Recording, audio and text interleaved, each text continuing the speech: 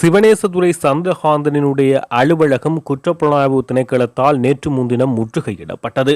அலுவலகம் 12 மணி நேரம் சோதனைக்கு உள்ளாக்கப்பட்டது. அந்த சோதனையின் போது பல அதிர்ச்சிகரமான தகவல்களை குற்றப்புலனாய்வு திணைக்களம் சந்தித்தது.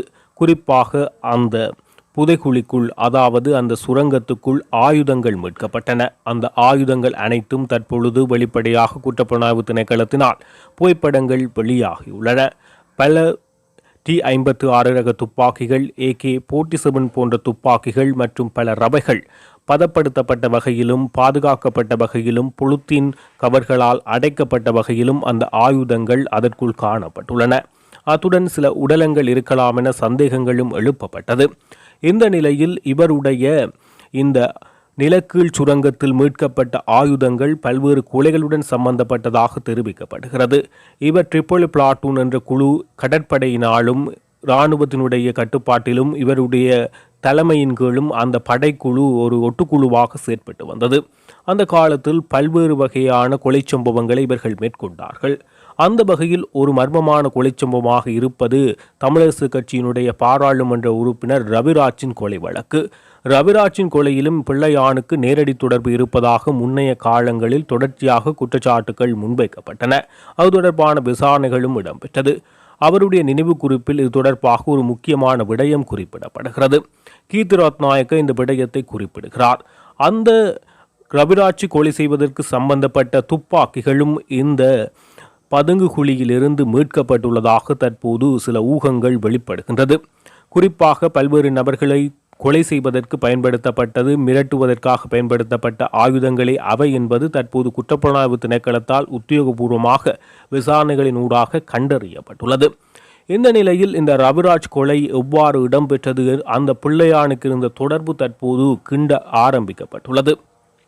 ஏற்கனவே மர்மமாக இருந்த ரவிராஜ் கொலை தற்போது அதனுடைய முடிச்சுக்கள் அவிழ்க்கப்படுகிறது. குறிப்பாக அன்றைய தினம் அவர் காலை 7 மணியிலிருந்து 8 மணியிலிருந்து 9 மணி வரையான நேரத்தில் தெரண தொலைக்காட்சியில் நடைபெற்ற நேர்காண நிகழ்ச்சியில் பங்கு பெற்றுவிட்டு அவருடைய கொழும்பில் உள்ள அலுவலகத்துக்கு அவர் செல்லுகிறார். அவ்வாறு அவர் செல்கின்ற போதே அவர் செல்கின்ற பாதையில் வைத்து ஆயுததாரிகளால், மோட்டார் சைக்கிளில் வந்த ஆயுததாரிகளால் அவர் துப்பாக்கி பிரயோகம் அவருடைய வாகனத்துக்கு மேற்கொள்ளப்பட்டு படுகாயமடைகிறார்.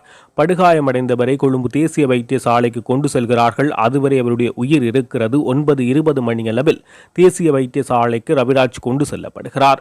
அங்கு அவருடைய உயிர் பிரிகிறது. ரவிராஜுக்கு இவ்வாறு கொலை சம்பவம் இடம்பெறுகின்ற போது அந்த பின்னணி என்ன என்பது தொடர்பாக கீர்த்தி ரத்நாயக்க ஒரு விளக்கத்தை தெரிவிக்கிறார். அவர் ரவிராஜுக்கு ஒரு கிழமைக்கு முன்னராகவே இந்த எச்சரிக்கையை விடுத்ததாகவும் அவர் குறிப்பிடுகிறார். குறிப்பாக நீங்கள் அந்த காலப்பகுதியில், குறிப்பாக அவருடைய கொலை இடம்பெற்ற காலப்பகுதியில் கொழும்பில் உள்ள பிரபல வர்த்தகர்கள் கடத்தப்படுவதும் கோடிக்கணக்கில் கப்பம் பெறுகின்ற நடவடிக்கைகள் தொடர்ச்சியாக இடம்பெறுகின்றன.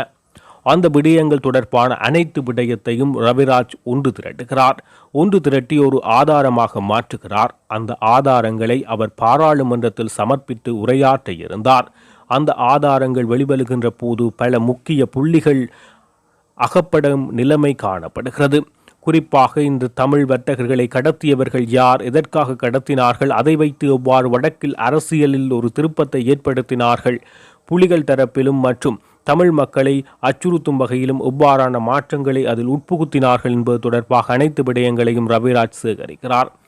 எனவே அவருடைய உயிருக்கு இந்த அச்சுறுத்தல் கடற்படையினுடைய ஒரு ஒட்டுக்குழுவாக செயற்படுகின்ற ஆயுதப்படையினால் ஒரு குழு உருவாக்கப்படுகிறது. அது ட்ரிப்போலி பிளாட்டூன் என குறிப்பிடப்படுகிறது. அந்த குழு அப்போதைய கடற்படையினுடைய தளபதியின் கீழ் இயங்கினாலும் நேரடியாக அது பிள்ளையானின் கட்டுப்பாட்டிலே காணப்பட்டது. திட்டமிடுதல் மற்றும் ஆயுததாரிகளான தாக்குதல் அனைத்துக்குமான திட்டத்தை பிள்ளையானை வகுத்தார் என அவருடைய சகா தற்பொழுது அரசு சாட்சியாளராக மாறியுள்ளார் அவர் குறிப்பிடுகிறார். எனவே திட்டங்களை வகுத்து கொடுக்கின்ற பிள்ளையான் இந்த நிலக்கீழ் சுரங்கத்தில் வைத்துத்தான் அந்த திட்டங்கள் வகுக்கப்படுவதாகவும் அங்கிருந்துதான் ஆயுதங்கள் குறிப்பிட்ட தாக்குதலை மேற்கொள்கின்ற நபர்களுக்கு வழங்கப்படுவதாகவும் அந்த சகா குறிப்பிடுகிறார். இந்த நிலையில் அவ்வாறு ஒரு சம்பவம் இடம்பெறுகின்றது. அந்த கீர்த்தி ரத்நாயக்க தொடர்பாக முன்னரே அறிகிறார். எனவே அவர் பாராளுமன்ற உறுப்பினர் ரவிராஜிடம் நேரடியாக சென்று குறிப்பிடுகிறார். உங்களுக்கு இந்த ஆதாரங்களை நீங்கள் திரட்டியதன் காரணமாக உங்கள் உயிருக்கு ஆபத்து ஏற்பட போகிறது, மிகவும் கவனமாக இருங்கள் என்ற எச்சரிக்கையை விடுக்கிறார். அவர் விடுத்து சரியாக ஒரு கிழமைக்குள் ரவிராஜ் செல்கின்ற பாதையில் துப்பாக்கி பிரயோகத்துக்கு உள்ளாகி உயிரிழக்கிறார். எனவே இந்த ரவிராஜினுடைய உயிரிழப்பு சம்பவமும் பிள்ளையானும் நேரடி தொடர்பு இருப்பதாக அப்போதே அவருடைய மரண குறிப்பில் கீர்த்தி ரத்நாயக்க அந்த விடயங்கள் தொடர்பாக ஏன் ரவிராஜ் கொல்லப்படுகிறார், எவ்வாறு கொல்லப்படுகிறார், அதற்கான பின்னணி என்ன என்பது அனைத்தையும் அந்த நினைவு குறிப்பில் பெயர்களுடன் எழுதியிருக்கிறார். ஆனால் அது பின்னாளில் கையகப்படுத்தப்பட்டு இல்லாமல் ஆக்கப்படுகிறது. இந்த நிலையில் இப்பொழுது விசாரணையில் இருக்கும் பிள்ளையான் இந்த கொலை வழக்கிலும் சிக்குவாரா என தற்போது பல்வேறு நபர்களும் கேள்வி எழுப்பியுள்ளனர். எதிர்வரும் காலங்களிலே இதற்கு பதில் கிடைத்துவிடும். தற்போது பேசு பொருளாக காணப்படும் விடயம் மாகாண சபை. வடக்கு மாகாண சபை யாரிடம் செல்ல போகின்றது என்பது தற்போது பேசு பொருளாக மாறியுள்ளது. தமிழரசு கட்சியின் பொதுச் செயலாளர் சுமந்திரன் மாகாண முதலமைச்சராக போட்டியிடுவதற்கான விருப்பத்தை தெரிவித்திருக்கிறார். இந்த நிலையில் சுயாதீன பாராளுமன்ற உறுப்பினர் அர்ச்சுனா ராமநாதனும் வடமாகாண சபையை கைப்பற்றும் முனைப்புடன் செயற்படுகிறார். ஆனால் ராமநாதன் அர்ச்சுனா நீதிபதி இளஞ்செழியன் தன்னுடைய கட்சியில் இணைய விரும்பினால் அல்லது முதலமைச்சர் கேட்க விரும்பினால் அவர் முதலமைச்சர் வேட்பாளராக நியமிக்கப்படுவார் என அர்ச்சுனா ராமநாதன் குறிப்பிடுகிறார். அத்துடன் தன்னுடைய கட்சியின் தலைவராகவும் இளஞ்செழியன் செயற்படுவார் என அர்ச்சுனா ராமநாதன் தொடர்ச்சியாக குறிப்பிட்டு வருகிறார். இந்த நிலையில் தற்போது கஜேந்திரகுமார் பொன்னம்பலம் நீதிபதி இளஞ்செழியனினுடைய அரசியல் பிரவேசம் தொடர்பில் தெளிவான ஒரு கருத்தை முன்வைக்கிறார். அவர் என்ன கூறுகிறார் என்றால், நீதிபதி இளஞ்செழியன் எனது சகோதரர் போன்றவர். அவர் என்னிடம் அடிக்கடி கூறுகின்ற விடயம், எனக்கு அரசியலுக்கு வருவதற்கு எவ்வித தேவையும் இல்லை, விருப்பமும் இல்லை. எனவே நான் ஒருபோதும் இந்த அரசியலுக்குள் வரமாட்டேன் என மிகவும் தெளிவாகவும் ஆணித்தனமாகவும் உறுதியாகவும் அவர் தொடர்ச்சியாக தெரிவிக்கும் விடயம் இதுவெனவும், எனவே பிறர் இவ்வாறு அவர் வருவது என கூறுவது அவர்களுடைய அரசியல் நோக்கத்துக்கானதே தவிர ஒருபோதும் இளஞ்செழியன் இவ்வாறான அரசியல் பிரவேசம் செய்ய மாட்டார். இதுவரை அவருடைய நிலைப்பாடு இத்தகையதாகவே காணப்படுகிறது. ஒருவேளை அவர் அரசியலுக்குள் விரும்பினால் அவர் தன்னுடைய கொள்கை ரீதியில் முதலில் ஒரு தெளிவான நிலைப்பாட்டை எடுக்க வேண்டும். அதை இளஞ்செழியன் நிச்சயம் மேற்கொள்வார். அவர் தேசிய ரீதியான கொள்கையே அவருடைய பிரதானமாக இருக்கும். அவ்வாறு அவர் தன்னுடைய கொள்கையை நிர்ணயிக்கும் பட்சத்தில் அது ஒரு சரியான நிலைப்பாடு இருக்குமாயின் நிச்சயமாக அவர் எங்களுடைய அமைப்பில் இணைவதற்கான வாய்ப்பு இருக்கிறது. அதற்கான கதவுகள் திறக்கப்பட்டுள்ளன. எனவே கொள்கை விடயத்தில் ஒத்துக்கொண்டால் நாங்களும் அவருடன் இணைந்து பயணிப்போம் என தமிழ் தேசிய மக்கள் முன்னணியினுடைய தலைவரும் பாராளுமன்ற உறுப்பினருமான கஜேந்திரகுமார் பொன்னம்பலமும் தெரிவிக்கிறார். தற்போது தேசிய மக்கள் சக்தி வடக்கில் தன்னுடைய இருப்பினை தக்க வைப்பதற்காக தொடர்ச்சியாக பல்வேறு செயற்திட்டங்களை மேற்கொள்கிறது. அந்த வகையில் தமிழ் தேசிய கட்சிகள் ஒருங்கிணைந்து இம்முறை முதலமைச்சர் வேட்பாளரை நிறுத்தப் போகிறதா? தமிழரசு கட்சி சார்பில் சுமந்திரன் நிற்கப் போகிறார். எனவே எதிர்த்தரப்பு இவ்வாறான ஒரு வியூகம் அமைக்கப் போகின்றது என பல்வேறு கேள்விகள் தற்போது எழும்பியுள்ளது. தமிழரசு கட்சியின் பாராளுமன்ற உறுப்பினர் மட்டக்களப்பு மாவட்ட பாராளுமன்ற உறுப்பினர் ராசமாணிக்கம் சாணக்கியன் குறிப்பிடுகிறார். ஒரு தனியார் தொலைக்காட்சியில் சென்று அவர் உரையாடுகின்ற போது குறிப்பிடுகிறார், நிச்சயமாக வடக்கு மாகாணத்தின் முதலமைச்சராக தமிழ் கட்சிகளை சார்ந்தவர் வருவார். குறிப்பாக தமிழரசு கட்சியை சார்ந்தவர் வருவார். மிகவும் கல்விமானாக இருக்கக்கூடியவர், அத்துடன் அரசியலில் அனுபவம் உள்ளவர். இம்முறை வடக்கு மாகாண முதலமைச்சராக வரப்போகிறார் என அவர் குறிகாட்டியாக சுமந்திரனை குறிப்பிடுவதாக அந்த கருத்து அமைகிறது. அத்துடன் தனக்கு ஒரு ஆசை உள்ளது, வடக்கு கிழக்கு இணைந்தால் அந்த வடக்கு கிழக்கு இணைந்த வடக்கு கிழக்கில் முதலமைச்சர் வேட்பாளராக போட்டியிட்டு இணைந்த வடகிழக்கின் முதலமைச்சராக இருக்க எனக்கு ஆசை என சாணக்கியன் குறிப்பிடுகிறார். இம்முறை நிச்சயமாக இது எவ்வாறாக இருந்தாலும் தமிழரசு கட்சிக்கு முதன்மை வேட்பாளர் அதாவது முதலமைச்சர் கிடைக்காவிடனும் நிச்சயமாக தமிழ் தேசிய கட்சியில் ஒருவரே இம்முறை வடக்கு மாகாண சபையினுடைய முதலமைச்சராக தெரிவு செய்யப்படுவார் என சாணக்கியனும் குறிப்பிடுகிறார். தற்பொழுது மிகவும் பேசு பொருளாக மாறியுள்ள விடயம் இந்த உகந்தைமலை முருகன் ஆலயத்தில் அமைந்துள்ள புத்தர் சிலை. இந்த புத்தர் சிலை ஏன் அமைந்தது, இப்பொழுதுதான் அமைக்கப்பட்டதா என்ற கேள்விகள் எழும்பியுள்ளது. ஆனால் பாராளுமன்ற உறுப்பினர் கவிந்திரன் கோடீஸ்வரன், இல்லை இது சில தவறான செய்திகளை பரப்புகிறார்கள். உகந்தைமலை முருகன் ஆலய வளாகத்தில் ஆலயத்துக்கு சொந்தமான நிலப்பரப்பில் எவ்விதமான புத்தர் சிலைகளும் இல்லை. அதற்கு அப்பால் உகந்தைமலை முருகன் தீர்த்தம் ஆடுகின்ற கடற்கரையின் ஒரு பகுதி, அது முருகன் ஆலயத்துக்கு சொந்தமான இடமல்ல. அங்கால் தென்னிலங்கை மீனவர்களுடைய வாடிகள் அமைக்கப்பட்டுள்ளது, கடற்படை முகாம் உள்ளது. அவர்கள் அந்த தேவைக்காகவே அந்த புத்தர் சிலை அது பல மாதங்களுக்கு முன்னரே அமைக்கப்பட்டது, தற்போது அமைக்கப்பட்டது அல்ல. வழிபாட்டுக்காக அதனை பயன்படுத்துகிறார்கள் என இவர் குறிப்பிடுகிறார். எனவே அது ஒருபோதும் உகந்தைமலை முருகன் ஆலய வளாகத்துள் அமைக்கப்படவில்லை என அவர் குறிப்பிடுகிறார். இந்த நிலையில் அந்த புத்த சிலை தொடர்பான நேரடி காணொளிகள் குறித்த உகந்தைமலை முருகன் ஆலயத்தில் சென்று அந்த புத்த சிலை இருக்கின்ற இடங்கள், கடற்படை பராமரிக்கும் விதம் தொடர்பாக காணொளிகள் எடுக்கப்பட்டன.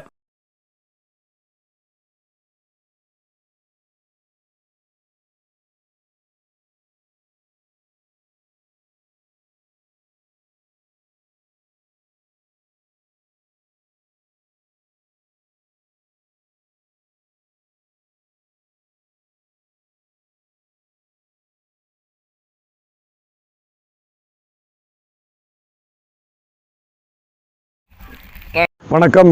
நான் தாமோதரம் பிரதீபன், மனிதஉரிமை செயற்பாட்டாளர், அம்பாறை மாவட்ட வலிந்து காணாமலாக்கப்பட்ட சங்கத்தினுடைய ஆலோசகராகவும் இருக்கின்றேன். கடந்த சில நாட்களாக இலங்கையிலும் சரி, சர்வதேச அளவிலும் சரி பேசுபொருளாக மாறி இருக்கின்ற ஒரு விடயம்தான் உகந்தை முருகன் ஆலய சூழலிலே திடீரென வியாபித்திருக்கின்ற புத்தர் சிலை தொடர்பான விடயம் பேசுபொருளாக மாறியிருக்கிறது. இந்த விடயம் தொடர்பாக நானும் பல செய்திகளை வெளியிட்டிருக்கின்றேன். அந்த அடிப்படையில் இன்றைய தினம் நாங்கள் உகந்தை ஆலயத்திற்கு வருகை தந்திருக்கின்றோம். என்னோடு சில செயற்பாட்டாளர்களும் ஊடகவியலாளர்களும் வருகை தந்திருக்கின்றார்கள்.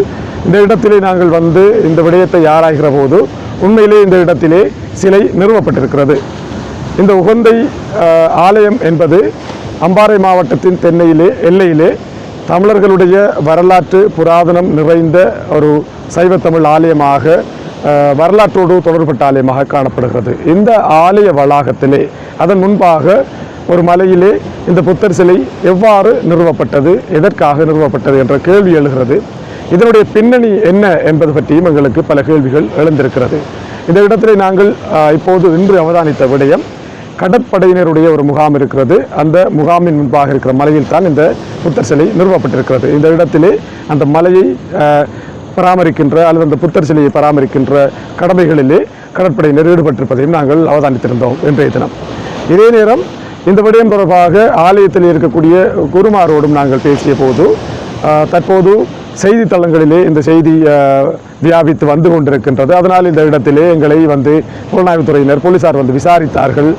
இந்த இடத்திலே பாதுகாப்புக்காகவும் நின்றார்கள் என்றெல்லாம் கூறியிருந்தார்கள். அதே நேரம் அந்த குருவிலே ஒருவர் கூறியிருந்தார், இந்த சிலை உகந்தை முருகன் ஆலய வளாகத்திலே இல்லை, அதற்கு அப்புறமாக இருக்கிற ஒரு இடத்தில் இருக்கிறது என்று அவர் கூறியிருந்தார். ஆனால் அவ்வாறு இல்லை, அது உகந்தை முருகன் ஆலய வளாகம்தான்.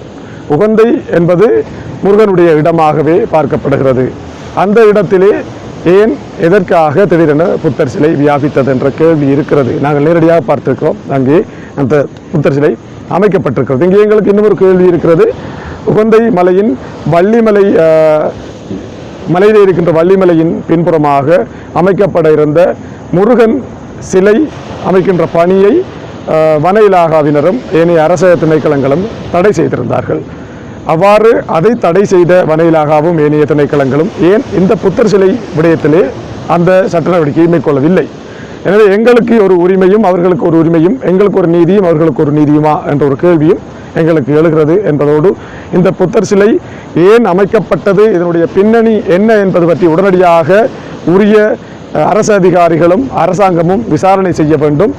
அதேபோன்று எங்களுடைய பிரதேசங்களைச் சேர்ந்த தமிழ் அரசியல்வாதிகளும் இந்த விடயத்திலே தலையீடு செய்து இந்த சிலை ஏன் நிறுவப்பட்டது, யாரால் நிறுவப்பட்டது, இதனுடைய பின்னணி என்ன என்பதை ஆராய வேண்டும். அத்தோடு இந்த உகந்தை முருகன் ஆலய வளாகத்திலே அந்த சூழலில் அமைக்கப்பட்டிருக்கின்ற இந்த புத்தர் சிலை அகற்றப்பட வேண்டும் என்றும் எங்களுடைய கோரிக்கையை நாங்கள் முன்வைக்கின்றோம். இந்த உகந்தை மலையில் இப்போது புத்தர் சிலையை நிறுவி இருக்கின்றார்கள்.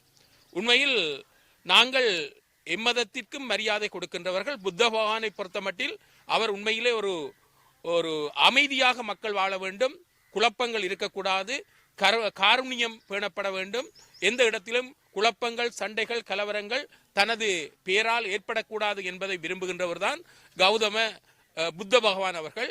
அவ்வாறு இருக்கத்தக்கதாக இப்போ உகந்தை மலையில் உண்மையில் முருகன் ஆலயத்திற்கு பக்கமாக இப்போ ஒரு சட்டவிரோதமாக ஒரு புத்தர் சிலையை அமைத்திருக்கின்றார்கள். இதன் காரணமாக இப்போது அந்த இடத்தில் ஒரு பதட்டமான ஒரு சூழ்நிலை ஏற்பட்டிருக்கின்றது. நாங்கள் இந்த தேசிய மக்கள் சக்தி அரசாங்கத்திடம் கேட்டுக்கொள்கின்ற ஒரு விடயம், இந்த விடயத்தில் நீங்கள் இன நல்லிணக்கத்தை ஏற்படுத்த வேண்டும், சகல மக்களையும் சமத்துவமாக சமதர்மமாக வழிநடாத்த வேண்டும் என்று உங்களுடைய வார்த்தைகள் அதிகமாக வந்து கொண்டிருக்கின்ற வேளையில் இந்த நாட்டில் மீண்டும் ஒரு கலாசார ரீதியான பண்பாட்டு ரீதியான ஒரு ஆக்கிரமிப்பை அல்லது முருகன் ஆலயத்திற்கு பக்கத்தில் இன்னும் ஒரு சிலையை நிறுவுவதன் மூலமாக நாட்டில் குழப்ப நிலையை ஏற்படுத்தாமல் இப்படியான சட்டவிரோதமான செயற்பாடுகளை தடுக்க வேண்டும். குறிப்பாக சொல்லப்போனால் வன வள திணைக்களமானது இந்த விடயத்தில் அக்கறையின்றி இருக்கின்றது அல்லது அனுமதி கொடுத்திருக்கின்றது என்று சொல்ல வேண்டும். ஏனென்றால் முருகனாலயம் அமைக்கின்ற விடயத்தில் அவர்கள் தடைகளை போடுகின்றார்கள், புத்தர் சிலையை வைக்கின்ற விடயத்தில் அவர்கள் ஒத்துழைப்பு வழங்குகின்றார்கள். இது தமிழ் மக்கள் மத்தியில் பலத்த சந்தேகங்களை ஏற்படுகின்றது. நாங்கள் எந்த மதத்திற்கும் எதிரானவர்கள் அல்ல, ஆனால் சட்டவிரோதமாக மக்கள் மத்தியில் குழப்பத்தை ஏற்படுத்துகின்ற செயற்பாடுகளை அடிப்படைவாதிகள் கைவிட வேண்டும். இதனை அரசாங்கம் விழிப்பாக செயல்பட்டு நடவடிக்கை எடுக்க வேண்டும். இல்லாதுவிட்டால் இது தேவையற்ற விளைவுகளை கடந்த காலத்தில் ஏற்பட்டது போன்று ஏற்படுவதற்கு வழிகோலும் என்பதையும் கூறிக்கொள்ள விரும்புகின்றேன். அடுத்ததாக இன்னும் ஒரு விடயம், அதனையும் சொல்ல வேண்டும். அதாவது மகளவட்டுவான் பாலம் உடைந்திருக்கின்றது. அந்த உடைந்த பாலத்தை செய்வதற்காக ஆக்கப்பூர்வமான செயல்பாடுகள் எடுக்கப்பட்டிருக்கின்றது. அதாவது குறிப்பாக சொல்லப்போனால் அதற்கென்று இப்போது 7 கோடி ரூபாய் ஆர்டிடி, அதாவது வீதி அபிவிருத்தி திணைக்களத்தின் மூலமாக ஒதுக்கப்பட்டிருக்கின்றது. அதனை மண் பரிசோதனை செய்வதன் மூலமாக அடியில் இருக்கின்ற பாறையை கண்டறிந்து அதில் பாலத்தை அமைப்பதற்கான செயல்பாடுகளை அவர்கள் முன்னெடுக்கின்றார்கள். இது வீதி அபிவிருத்தி திணைக்களம் எனக்கு அண்மையில் குறிப்பிட்ட ஒரு செய்தி. ஆகவே அப்பாறு இருக்கின்ற போது தேவையில்லாத ஒரு குளறுபடிகளை ஏற்படுத்துவதற்காக சில அரசியல் சக்திகள் அந்த இடத்தில் பாலம் அமைக்கவில்லை, அரசியல்வாதிகள் வரவில்லை என்றெல்லாம் போலியான குற்றச்சாட்டுகளை சொல்லியிருக்கின்றார்கள். இது அரசாங்கத்தின் செயல்பாடு தாமதமாக நடைபெறுகின்றது என்பதை நாங்கள் ஏற்றுக்கொள்கின்றோம். அதற்கான நிதி 7 கோடி ரூபாய் ஒதுக்கப்பட்டிருக்கின்றது என்ற விடயத்தையும் நாங்கள் சொல்லிக் கொள்கின்றோம். இன்னும் ஒரு விடயம், இதனை மக்கள் தெளிவுபட வேண்டும். வீண் குழப்பங்கள் தேவையில்லை. இன்னும் ஒரு விடயத்தை சொல்ல வேண்டும். இந்த பிரதேச சபைகளை, தமிழரசு கட்சியின் பிரதேச சபைகளை அமைக்கின்ற விடயத்தில் சிக்கலான ஒரு பிரதிநிதித்துவ முறை காரணமாக சில ஆசனங்கள் தமிழரசு கட்சி பெரும்பான்மையாக வென்றிருந்தாலும் ஆசனங்கள் தேவைப்படுகின்றது. எனவே இந்த இடத்தில் தமிழ் பேசும் கட்சிகள், தமிழ் பேசுகின்ற உறுப்பினர்களை கொண்ட கட்சிகள், தமிழ் தேசிய கட்சிகள் அல்லது சுயேட்சை குழுக்களாக போட்டியிட்டாலும் அவர்கள் இணக்கப்பாட்டுடன் இந்த சபைகளை அமைப்பதற்கு உதவி செய்ய வேண்டும். தேசிய மக்கள் சக்தி சொல்லியிருக்கின்றது, எந்த இடத்தில் கூடுதலான ஆசனங்கள் பெறப்பட்டிருக்கின்றோ அந்த இடங்களில் அந்தந்த கட்சிகள் ஆட்சி அமைப்பதற்கு தாங்கள் தடையாக இருக்க மாட்டோம். ஆட்சி அமைக்கின்ற விடயங்களில் தாங்கள் ஒரு நடுநிலையாக செயல்படுவோம் என்ற கருத்தையும் சொல்லியிருக்கின்றார்கள். அதேவேளை இன்னும் ஒரு விடயம், வடபுலத்தில் வர்த்தமானி மூலமாக பறிக்கப்பட்ட காணிகள் அல்லது சுவீகரிக்கப்பட்ட காணிகள் விடயத்தில் இப்போது இன்னும் ஒரு வர்த்தமானி மூலமாக அந்த காணிகளை மீண்டும் வாபஸ் பெற்று அந்தந்த காணிகளை மக்கள் பக்கமாக செல்வதற்கு அனுமதி அளிப்பதாக ஜனாதிபதி அவர்கள் குறிப்பிட்டிருக்கின்றார். அந்த அடிப்படையில் பார்க்கின்ற போது இந்த நல்ல விடயத்தை நாங்கள் பாராட்டுகின்றோம். நல்ல விடயங்களை யார் செய்தாலும் பாராட்டுவோம். எனவே நாட்டில் குழப்பம் இல்லாமல் காணி அபகரிப்புகள் மற்றும் தேவையற்ற விடயங்களை கைவிட்டு நல்லிணக்க விடயங்களை கையாள வேண்டும். ஆகவே வடபுலத்தில் பறிக்கப்பட்ட அல்லது அபகரிக்கப்பட்ட அல்லது சுவீகரிக்கப்பட்ட காணிகளை மீளவும் மக்களுக்கு ஒப்படைக்கின்ற விதத்தில் புதிய வர்த்தமானியை வெளியிட்டதற்காக ஜனாதிபதிக்கு இந்த இடத்தில் நாங்கள் நன்றிகளை தெரிவித்துக் கொள்கின்றோம். அதேவேளை இன்னும் ஒரு விடயம் சொல்லப்படுகின்றது. மட்டக்களப்பில் பொது மருத்துவ மாதுக்கள் பயிற்சி நிலையம் என்று சொல்லப்படுகின்ற அந்த பயிற்சி பாடசாலையை இங்கிருந்து அகற்றுவதற்கான நடவடிக்கையை பதில் சுகாதார அமைச்சின் செயலாளர் திசாநாயக்கா அவர்கள் செய்து கொண்டிருப்பதாக ஒரு குற்றச்சாட்டு சொல்லப்பட்டிருக்கின்றது. இந்த விடயம் அரச கர்ம மொழியாக தமிழும் சிங்களமும் இருக்கின்ற போது தமிழில் பயிற்சி கொடுக்கின்ற இந்த பயிற்சி நிலையத்தை மூடு விழா செய்வது என்பது தேவையற்ற ஒரு விடயமாகவும் தேவையற்ற பிரச்சனைகளை உருவாக்குகின்ற விடயமாகும்.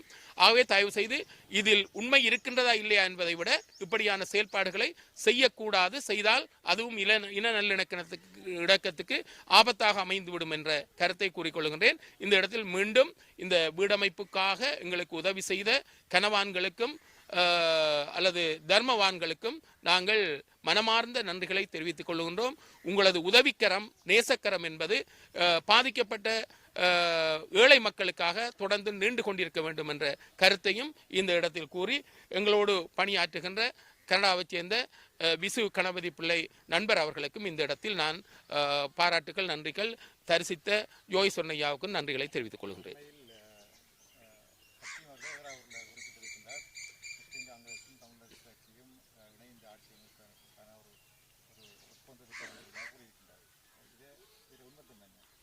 உண்மையில் என்னவென்றால் மட்டக்களப்பில் 3 இனங்கள் காணப்படுகின்றன. ஒன்று தமிழர்கள், முஸ்லீம்கள், சிங்களவர்கள் என்று மூவினங்கள் காணப்படுகின்றன. சில இப்போ மட்டக்களப்பை பொறுத்தமட்டில் மட்டக்களப்பில் கிட்டத்தட்ட 74% தமிழர்கள் வாழ்ந்தாலும் 26% முஸ்லிம் மக்கள் வாழ்ந்து கொண்டிருக்கின்றார்கள். சில சபைகளில் தமிழர்கள் மாத்திரம் பெரும்பான்மையாக இருக்கின்ற சபைகளை அமைக்கின்ற விடயத்தில் தமிழ் பெரும்பான்மையோடு தமிழரசு கட்சியின் பெரும்பான்மை மற்றும் தமிழ் தேசிய கட்சிகளின் பெரும்பான்மையோடு அமைக்கக்கூடிய வாய்ப்பு இருக்கின்றது. ஆனால் சில முஸ்லிம் மக்களும் தமிழ் மக்களும் கலந்து வாழுகின்ற பிரதேசங்களில் தமிழர்களின் ஒத்துழைப்பு முஸ்லிம் சபைகளை அமைப்பதற்கு தேவைப்படுகின்றது. அதே போன்று தமிழ் சபைகளை அமைப்பதற்கு முஸ்லிம் பிரதிநிதிகளின் அல்லது உறுப்பினர்களின் ஒத்துழைப்பு தேவைப்படுகின்றது. பரஸ்பரம் இந்த உதவிகள், உதாரணமாக ஓட்டமாவடி பிரதேச சபை, ஏறாவூர் நகர சபை அமைக்கின்ற விடயத்தில் தமிழ் பிரதிநிதிகளின் ஒத்துழைப்பு அவர்களுக்கு தேவைப்படுகின்றது. அதே போன்று ஏறாவூர் பற்றி வாழைச்சேனை, வாகரை போன்ற பிரதேச சபைகளை அமைக்கின்ற விடயத்தில் தமிழர்களுக்கு அவர்களது ஒத்துழைப்பு தேவைப்படுகின்றது. எனவே பரஸ்பர அடிப்படையில் இந்த ஒத்துழைப்புகளை செய்கின்ற விடயம் நடைபெற்றுக் கொண்டிருப்பதை திருகோணமலை செயல்பாட்டில் நாங்கள் அவதானிக்கக்கூடியதாக இருக்கின்றது. இது அவர்களுக்கும் தேவைப்படுகின்றது, எங்களுக்கும் தேவைப்படுகின்றது. ஆகவே அதற்கிடையில் தமிழ் தேசியம் சார்ந்தவர்களும் இந்த விடயத்தில் ஒத்துழைப்புகளை வழங்கினால் மிகவும் நன்றாக அமைந்திருக்கும் என்பதையும் இந்த இடத்தில் தெரிவித்துக் கொள்ள விரும்புகின்றேன்.